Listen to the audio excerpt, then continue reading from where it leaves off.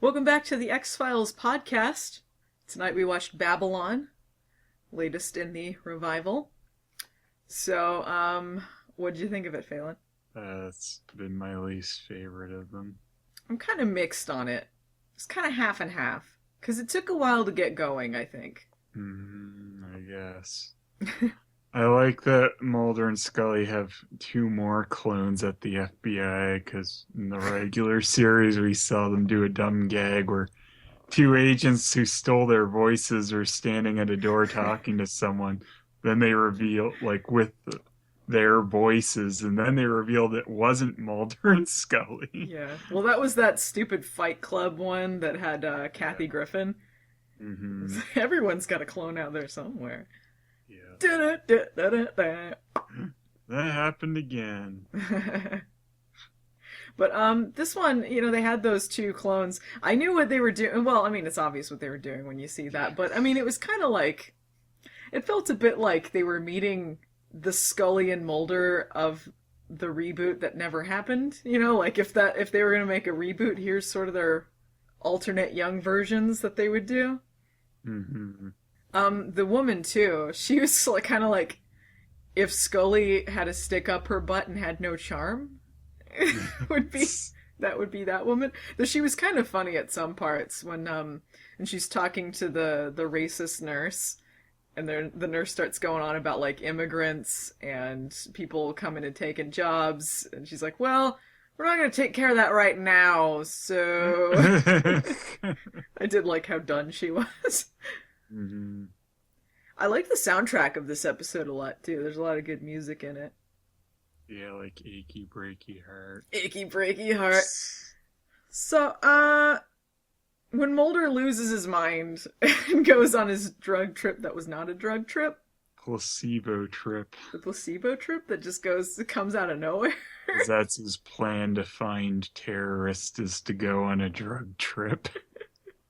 Okay, I guess I'll describe the plot a little bit here, but there's a terrorist who is still alive in a vegetative state, but basically not really living anymore, and Mulder and Scully decide to try separate ways to communicate with this terrorist, and each of them team up with the other partners of these other two agents that are on the case, and I thought that was kind of interesting. That when they decide to do their own thing, like when Scully decides separately to try a scientific approach and Mulder decides to do his magic shroom approach, they contact the other agent that is not their other half. They're contacting, Scully goes to the Mulder equivalent and Mulder goes to the Scully equivalent because they always are attracted to their opposites, and that's interesting. But yeah, Mulder takes the placebo and goes on a drug trip. What a disappointing return of the lone gunman. Yeah, that kind of pissed me off. It pissed me off too. Like I was, because I mean, sorry I spoiled it a bit, and that I guess spoiled it entirely that they were returning at some point in one of the earlier podcasts. Someone was mad about that, so I'm sorry. But I mean, I already knew, it was in the news and in the reports about the reboot or the revival that they were going to be in it in some capacity. And I was a little worried when they said, like, you'll see the lone gunmen as you've never seen them before. But, I don't know, I figured it would be like, at worst, it would be like a trippy dream sequence. Not like 2 seconds where you'd barely recognize them. Yeah. It seems like hardly worth the effort of, one of them, the guy who plays Langley, I don't remember the actor's name, but he was flown in from, like, Australia to do this. For what? Like, what's the point? Yeah, wow. At a stupid drug trip bar scene. Like, I mean, that scene would be funny if that wasn't their only appearance, and I hope it's not, but I got a feeling it is. Which is a real shame. It's like, oh, we can bring back Smoking Man from a missile being shot up his ass, but them, no. Well, I mean, it's still possible. They can only reappear via drug trip. Yeah, well, I mean, I guess it's still possible that they are alive, but, whatever. Just ridiculous. The rest of the dream sequence, that aside, it kind of spoiled it a little bit, but Skinner in the hat. They don't even fucking talk. They don't talk. Yeah, blink and you'll miss it. Really, like there's such quick cuts with it. I don't think there was ever one where they were all three in the same shot. Even No, I don't think. like if I didn't know they were going to be in an episode, I might have like missed it entirely. I know that's going to disappoint a lot of people. It disappointed me. Fucking hear all this stupid news about them being back, and it's like, What's the point oh, of but that? it's nothing. It's nothing. That's no way to do it. That's Like no you way. never seen them before as a hallucination. Oh fuck yeah, That's stupid. placebo trip. Well, I'll tell you what's not stupid. Cowboy Skinner and cigarette smoking man with a whip, like in a hood, Yeah, to like some Tom Waits music. I think it was Tom Waits. his drug trip was funny, but it went on a little long. I was fine with that, but it was weird because it was like all of a sudden it just turned on the comedy. The rest of the episode was not really overly comedic. There were some kind of funny moments with the doppelganger people, but Well, just like when it's in the bar and you're seeing nothing but people dancing, I'm just like, oh, I don't need to see this for this long. yeah, well, Mulder dancing went on a little long, doing his little honky tonk Yeah, well, at dance. least that was kind of funny, but just like when he's not even in the shots and it's going on, you're like, what? I don't know. I did like when Mulder comes out of it at the hospital and Skinner's pissed at him, which is Yeah. always great. And he's like, "Dude, I was on fire." Skinner, "Dude, you were an embarrassment to all of us." I liked Reboot Scully at some point said something about her helping Skinner with his migraines that he said Mulder causes.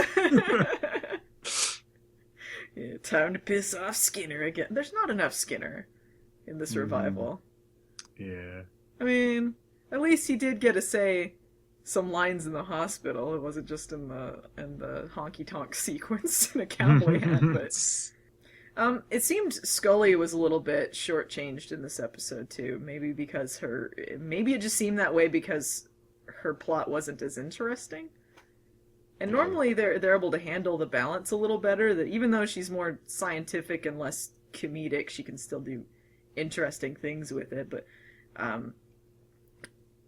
basically, her approach was just talk to the terrorist, the vegetative man, and there was some machine that I don't remember what it was that if they read the readings could translate to yes or no answers if they stimulate a certain part of the brain, and it just didn't feel like she was very prominent in it. It felt like the idea was nice that they are both separately trying their own approaches, and Mulder and Scully are on their own sort of paths there, but it just felt like it was more Mulder focused than Scully. Yeah, it seemed they focused on the other two more on Scully and remake Mulder. Yeah, well, remake Mulder wasn't that interesting either. It No, was sort of watered the down. Scully one was more interesting of those two. Yeah, it just seemed like Scully got a little shortchanged. I don't know, it kind of seems like that in a lot of the episodes of this revival. It's more Mulder focused. Yeah.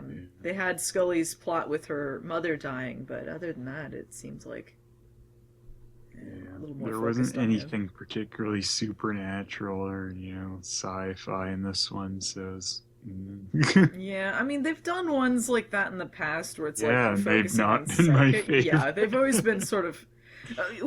This one was sort of like one of those kind of plots that are middle of the road, but they elevated a little bit with the editing and the music, and part of an idea there with the two other agents.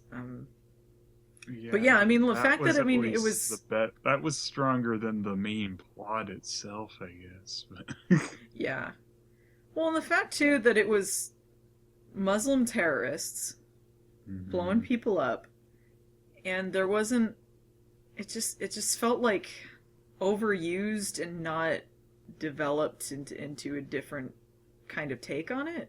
I guess. I mean, there Yeah. was the dream sequence or the placebo drug sequence or whatever, but I don't know. It just felt a Yeah, little. just the fact it was straight up that it felt a little. unnecessary.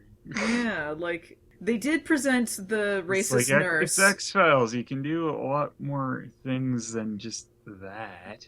Yeah, I mean, it didn't feel like a crazy out of nowhere thing like X Files is able to do really well. And the fact that they Because I put, thought there was going to be some twist on it, but then there wasn't really. yeah, I thought it was going to turn out that the man they were trying to communicate with wasn't involved with it after all, or something Mhm. like that. Like but the fact that it was just like they presented the racist nurse to Yeah. to be like not everyone on both sides are there's people are hateful on both sides, but it didn't seem like it was balanced enough. It felt like too skewed about like the hateful Muslim terrorists.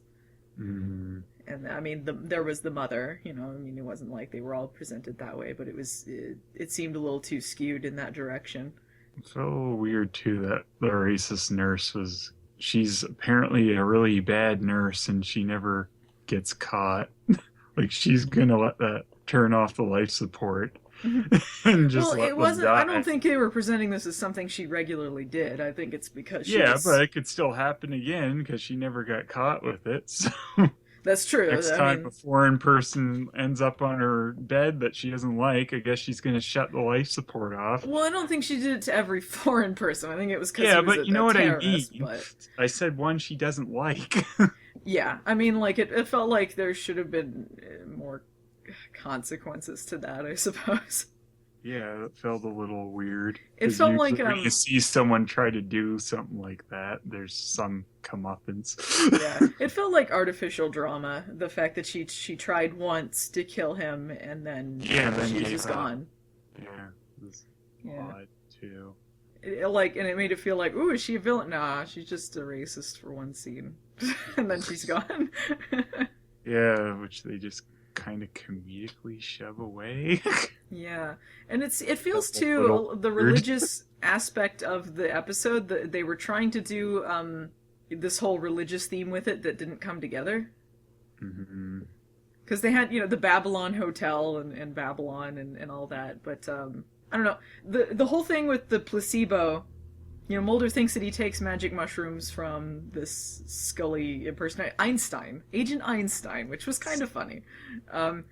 But he thinks that he takes them, but it was actually a placebo that she gave him, and so they never really answered the question why that worked. And I guess you could interpret that as faith, as God, as divine intervention. Maybe it was Burt Reynolds who did it. He is God in that universe, so. Yeah. But maybe it's like supernatural. All religions exist, so Maybe it was aliens. Maybe that's what that fucking zoom out was. I don't know what that was. Like that happened, and we're both sitting there, and then it ends, and I'm like, what? I was like, are we gonna at least see a spaceship or something? I still wouldn't know why we would see one in this episode, but I just didn't know why the hell we were zooming out to the Earth. Like, Yeah, I mean, oh, and then they nothing. All right, what the hell? it was a gorgeous shot that meant nothing. Yeah, I mean, Maybe it was like it was technically, yeah, it looked good, but I didn't understand. maybe it was going into space and then eventually into heaven, and that's the universe. Then it pans over to Burt Reynolds in heaven, like Yeah, he's playing checkers. he's playing checkers to some French music. He's like, I had nothing to do with this one. I don't know what he was doing with the honky tonk, and don't bring me into this. I don't think it was my least favorite, but I think like if they hadn't spruced Which it up one with was your least favorite then of this? probably the second episode with the psychic kids or whatever it was. Yes. That one, I think, like this one, the plot wasn't very inspired, but they spruced it up with the editing and the music enough that they had some lively bits to it. So it was uneven, but I think Yes, a that's the little thing bit for me is stronger. pretty uneven because I mean, yeah, there are parts I like, but just the main plot didn't do anything for me. Yeah, and it is really disappointing with the lone gunman thing too after that build Yeah, up. and that If just there wasn't pisses that me build off. up, it probably would have been a little bit easier to take, but don't try to sell us on something that's not Yeah. really happening. Guess who's back? LOL, nope. Yeah, what? Yeah, so not a strong showing this week, but it was what it was, I suppose. There were worse ones in the original run, so I can't say it was the worst ever. No, I was just saying of these ones, I wasn't. I mean, the parts that piss me off, I guess, are what pushes it over the edge for me. Yeah, it's understandable. All right, so I think there's one or two left. I don't remember if there's six or seven, but getting close to the end. Yeah, Hopefully, they got a big bang for the finish. hopefully it's a werehuman. It's a werehuman, yeah. He's back! We knew that was the overarching plot. The truth is boring. Do, do, do, do. Dude, you were an embarrassment.